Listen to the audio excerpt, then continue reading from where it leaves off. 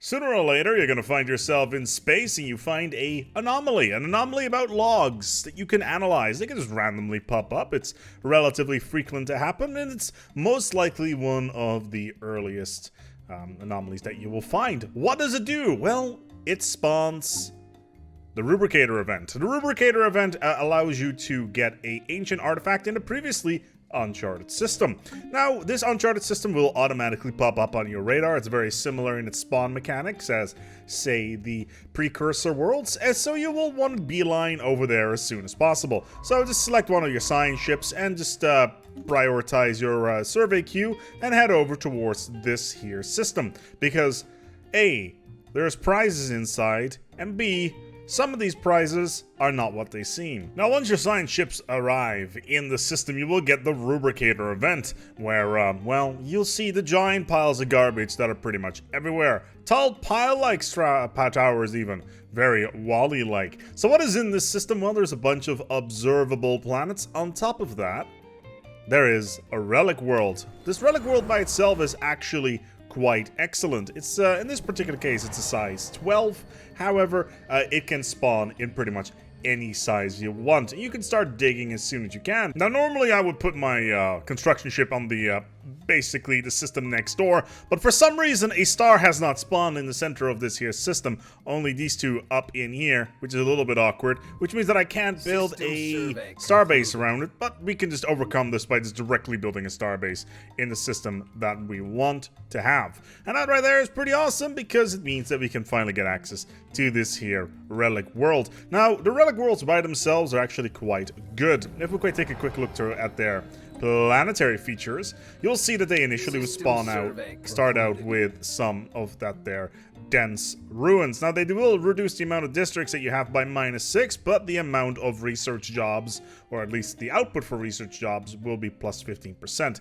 If you take away the collapsed spire, which will cost you 2,000 energy, you will get another 15% on top of that. Plus, there is the massive crevasse, which will get you additional mining districts for the crystal mines, gas extraction wells, and mode harvesting traps, as well as a whole bunch of other ones like the flooded reactor pits and the shattered solar array, which effectively allows you to build a ton of generator districts. Yeah, that's good. That's some good production capacity here. And in the long run, you can restore this back into an Ecumenopolis, which is kind of nice, you know, especially considering all these massive crevasses will have to give you the resources to actually upkeep the various districts of the Ecumenopolis. But just be aware that if you do that, the dense ruins will all be removed and you will lose your science bonuses. So now that we've claimed the system, it's time for us to start doing the excavation on the site. At least, that's something that you would expect you to do. Actually, I disagree. You should not excavate the site, and that's for various reasons, which we'll dive into. You should probably initially just go into your expansion planner, go to the relic world, and just colonize it, and just give it a cool name, like I don't know, yeah, that's like a cool name or something like that, and just start developing it, and just leave the place alone. At least until you have around, say, 30,000 fleet power. Why 30,000 fleet power, you say? Well, dear viewer, this system is what many people would refer to as a trap. However, for the sake of argument, let's just go through the chain and see what actually happens. The kleptomaniac rats, well, they like their knickknacks, their ornaments, and their artifacts, and they have put tons of them in a secret safe that is down on the planet. Who knows what we will find down there? We got currently a 30% chance of actually unlocking it, make that 50%, as our scientists will keep on cycling through this, which is kinda nice. However, we need to be very, very careful here, because random events may pop up that may kill our scientists, or something along those lines. By the way, this is a hand that is holding a brush. But yeah, we're just keeping going. We're gonna keep on going here. We're just gonna get ourselves more and more minor artifacts, which is exactly what we want, because in the long run, minor artifacts will allow us to unlock all sorts of goodies when it comes to the reverse engineering of stuff. And as in the meantime, our colony ship is on the verge of colonizing this planet. And there it is. cool name, the first human colony. Then we arrive, of course, at stage 3, the inventory, where we get some weird buildings that may or may not give the inventory of what is actually on the planet. The Rubricator, which is what we're after, is described as a thingamajiggy maker with magical powers, as has the place to the right of the Empress Lilac ribbon, right under her snout swabs, on the 4-legged box with the funny face. Whatever that is. So this is the bit where you're gonna need to be a little bit careful, because the foul stench event basically means that there is a bunch of dried fecal matter on the ground, and also there is some fresh stuff here. And you're gonna need to be careful, because there is a good chance that your scientist may die in this particular process. Yes, Shalalud is real, and he will eat your scientists. Good news, we got our colony on Cool Name Online. It's probably a good idea just to build a district here and then start working around and maybe get ourselves like a robotic assembly plant, because we're gonna have to use all these minerals and energy if we can. Maybe a little bit of mastery on nature of that. But yeah, because we're currently doing the kleptomaniac racks, we may not have a lot of use out of this colony just yet, and I will illustrate to you very shortly. And as we are approaching the very last stage of the dig site, we are, well, we're about to find a Rubricator, which is apparently still at its usual spot by the Empress's lilac ribbon, which is apparently at a palace, which has a neon sign on it called the Empress Motel. So as your scientists are picking up the Rubricator and getting the hell off of this rock, well, at least we know what we'll never know what has actually attacked our rats to begin with.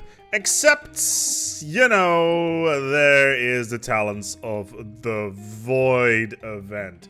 So this is the Shard. The Shard is a Grand Dragon, and you can talk to her. Ooh, yeah.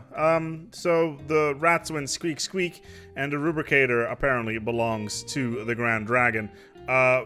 It's probably a good idea to tell them that you don't want to hurt them, and then move your science ship out of the system as fast as possible.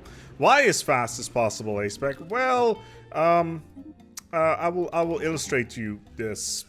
Mainly, the Shard likes to kill science ships, as well as everything else that is in the system at the time of activation, or at least after a little bit of time when it comes to the event chain.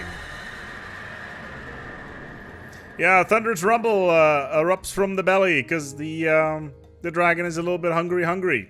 Unfortunate. So as you can see, the system is basically useless at this point because while the planet is still colonized, the system itself is not exactly occupied because, well, the Grand Dragon kills your station. Now, the Grand Dragon by itself is actually quite standard when it comes to the Grand Dragon family. It's basically as powerful as the one from Leviathans. It's got, of course, the large dragon scales, its dragon breath, which is an insane amount of damage, a bunch of wing skewers, and yeah, you're going to need to have at least 30,000 fleet power to take her down, and then maybe claim the Rubricator. And this is what I meant earlier on when it comes to, well, don't do the dig site, just, yeah, colonize the world, and then in the mid-game come back to this place. Because it's not like you're gonna need the special resources anyway anytime soon from the Rubricator. Sure, it's 10 Unity, which is nice, but yeah, you don't need any minor artifacts by such large amounts until the mid-game anyway, so you may as well wait a little bit. Anyway, once you've managed to take down the Shard, you will be able to get the Rubricator, and the Rubricator is in fact yours in that case, and there it is, all in all its glory. Activation cost of 150, Unity plus 10, and it will create 30 minor artifacts. And all you have to do is kill one of nature's most beautiful creatures. And there's the whole excavation malarkey that there is also involved with that. But yeah, overall, a pretty interesting little event chain. Like I mentioned before, just colonize the planet first and don't deal with the dig site itself. It's probably a good idea to leave it alone until at least the mid-game, so you can get a reasonable fleet and then just straight up kill it. You need like 30,000 fleet power to take her down.